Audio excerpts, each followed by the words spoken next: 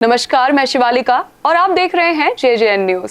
सितारगंज के शक्ति फार्म से इस वक्त की अहम खबर सामने आ रही है, जहां पे गेहूं खरीद को लेकर किसानों की दिक्कतें लगातार बढ़ती जा रही हैं। इसी बीच किसानों की दिक्कतों को लेकर सितारगंज के पूर्व विधायक नारायण पाल RFC अधिकारी के पास पहुंचे, जहां पे उन्होंने किसानों की आवाज उठाई। चलिए जानते हैं कि क्या कुछ उस बातचीत का मुद्दा रहा था। RFC साहब, मैं जो आया हूँ गेहूं खरीद के मामले में, मैं सितारगंज के इलाके में, शक्ति फार्म सितारगंज के इलाके की बात करने आपसे आया हूँ। तो कोई भी काश्तकार होगा या किसानों की बात करेगा तो ये ज़रूरी है कि RFC के पास आए। वो स्थानीय स्तर पर क्यों नहीं एक्टिव हो रहे हैं लोग? और पोर्टल में इतना जो अलॉट आपको हुआ है इतना कम हुआ है कि कैसे सरवाइव कर पाएंगे किसान? क्या परेशानी क्या है इसमें? देखिए, जो हमारा रवि गेहूं खरीद का जो रवि हमारा परचेज सत्र चल रहा है, ये 1 अप्रैल से प्रारंभ हो चुका है। इस बार पोर्टल आने में थोड़ा सा विलम्ब हुआ है और कल 15 को ही हमारे रात को पोर्टल आया हुआ है। लगभग 3.5 लाख क्विंटल हमें पोर्टल मिला हुआ है।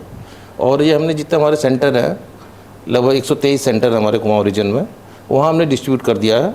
और कल तक कुछ टेक्निकल प्रॉब्लम थी, लेकिन आज सुबह से सभी सेंटरों में सुचारू रूप से गेहूं की खरीद हो रही है। देखिए, आप जानते हैं, आप वरिष्ठ अधिकारी हैं, अगर जैसे बेहड़ साहब का मामला था या बाजपुर में या सितारगंज में ऑफिस ही बंद कर दिए, ताले डाल दिए, तो ये एक अच्छी बात तो नहीं है। किसानों की तो मदद करनी चाहिए।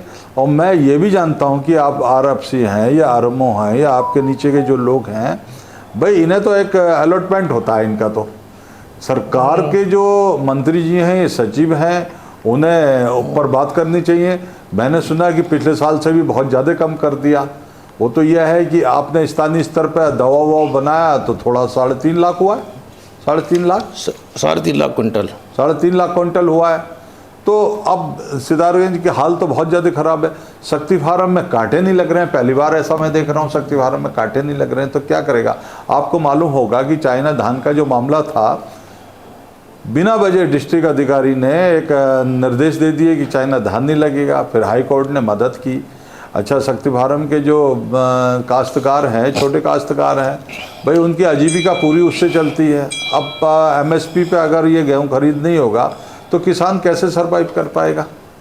आपसे ही तो कहेंगे, हम लोग आपसे ही कहेंगे। देखिए, मैं एक चीज़ आपको बता दूं, जो पोर्टल कम होने का जो आप बता रहे हैं कि पोर्टल काफ़ी कम है, विगत 5 सालों में कुमाऊं रीजन में या पूरे स्टेट में ही गेहूं की खरीद बिल्कुल नहीं हुई, 0 है। जिस कारण भारत सरकार ने देखा कि यहाँ पे हमारी खरीद नहीं हो पा रही, तो यहाँ की लिमिट जो है अन्य स्टेटों में डाइवर्ट हो जाता है। ये एक बहुत प्रमुख कारण रहा। हमारे यहाँ से काफ़ी प्रयास किए गए, हमारे प्रमुख सचिव साहब ने भी प्रयास किए, तब जा कर के 16 तारीख को हमें ये पोर्टल 3.5 लाख क्विंटल का मिला हुआ है। अभी से हम खरीद कर रहे हैं। अगर आवश्यकता होगी तो फिर भारत सरकार को हम रिक्वेस्ट करेंगे और हमारी कोशिश होगी कि जितने भी किसान हैं उनको MSP का लाभ दिया जाए। मैं आपको, जैसे आपने कहा है कि खरीद नहीं हुई, 3-4 साल से खरीद नहीं हुई, मैं आप पे ही आरोप लगाता हूँ खरीद नहीं हुई या आपने नहीं खरीदा। क्योंकि आप इस पे विलम्ब से कांटे लगाते हो, आप तमाम दिक्कतें पैदा कर देते हैं उसके। तो जब वो किसान फिर, अब वेदर का मौसम का सबसे बड़ा जो मामला है वेदर का है कि अगर सही समय से अगर उठान नहीं हुआ तो आप जानते हैं किसान तो असुरक्षित हो जाता है, तो वो दलालों के हाथ भेज देता है। मैं बिल्कुल आपसे कह रहा हूँ, सितारगंज की मंडी, सितारगंज शक्ति फार्म में दलालों का बोलबाला है। अगर आप एक सर्वे करा लें, एनालिसिस करें, तो उनका धान उठ रहा है जो दूसरों का धान लेके और ख़रीद रहे हैं। और आपकी इतनी जटिल आपने प्रक्रिया कर रखी है, अगर किसी धान है तो वह SDM तहसीलदार के यहाँ चक्कर लगाता रहता है। ऐसे कैसे होगा? नहीं, जो खरीद होती है तो ऑनलाइन खरीद होती है। जहाँ तक आप कह रहे हैं कि लास्ट ईयर खरीद नहीं हो पाई थी, लास्ट ईयर तैयारी हमारी पूरी रहती है, लेकिन ये होता है कि MSP और मार्केट रेट मेन चीज़ ये है। अगर मार्केट रेट MSP से ज़्यादा होगा तो किसान हमारे कांटों में नहीं आते हैं। इस बार मार्केट रेट कम है और हमारा जो MSP है करीब 300-400 रुपये का अंतर है, तो सारे किसान हमारे कांटों में आ रहे हैं। यही एक कारण है कि विगत वर्ष जो है MSP से जो है मार्केट रेट ऊपर था, इसलिए किसान सब प्राइवेट नहीं। मैं तो देखता हूँ, मैं तो लगातार कुछ सालों से देख रहा हूँ कि MSP की बात तो होती है और सरकार बड़े बड़े दावे भी करती है, लेकिन यह है कि MSP का फुलफिल कभी होता ही नहीं है।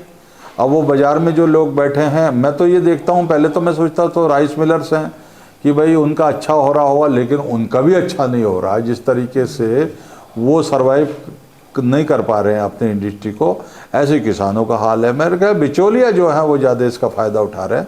और आपको विशेषकर सितारगंज शक्ति फार्म के केंद्रों को तो वैसे ही देखना चाहिए। अब क्रय विक्रय वाले भी करते थे और पीसीएफ वाले भी करते थे, अब तो बिल्कुल ही लचर भूमिका हो गई। ले दे के आपका जो डिपार्टमेंट है थोड़ा बहुत वो कर रहा है, उसमें भी शिकायतें आती रहती हैं। अखबार में आप देखते होंगे कि भाई सितारगंज में और बाजपुर में या गदरपुर में या कल की इच्छा में घटना हो रही है, तो मेरे ख्याल से ये अप्रिय घटना शायद आपको भी अच्छा नहीं लगता होगा। इसका आप सितारगंज किसी दिन जाके एक बार खुद ही देखेंगे तो आपको लगेगा कि हाँ वाकई इसमें बहुत बड़ा झोल है। आप जो हम मार्केटिंग डिपार्टमेंट हमारा है और हमारे साथ 4 एजेंसियां और हैं जो ये क्रय कर रही हैं। जहाँ तक सितारगंज का प्रश्न है तो इसको मैं पर्सनली मॉनिटर करूँगा, इसको देखा जाएगा। फिलहाल के लिए इस खास खबर में बस इतना ही। ऐसी ही तमाम बड़ी खबरों पर नजर डालने के लिए बने रहिए हमारे साथ और देखते रहिए JJN न्यूज़। धन्यवाद।